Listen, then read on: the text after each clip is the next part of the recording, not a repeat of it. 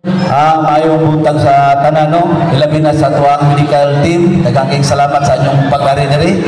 Sa mga pasyente nga naadiri karon nga mag-check up sa mga medical mission, may buntag sa tanan. Kini nga medical mission, dako na kong pasalamat no sa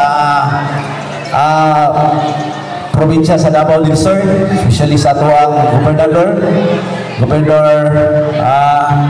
Ibuno niya kagas o sa tuwang bagong ilig na Vice Governor Sir Mark o sa tanan nga board member sa atong gipahigayon nga pag-request ani nga maong medical mission o nahitabo na yun karong adlaw. Tali halos every year na magintindi sa tuano kaya mao ni ang programa sa ato ang probinsya nga dili gid mawala halos sa tanang barangay sa Timog Davao del Sur lagi ni nga medical mission. So atong palakpakan ang pagdumala sa probinsya sa Davao del Sur.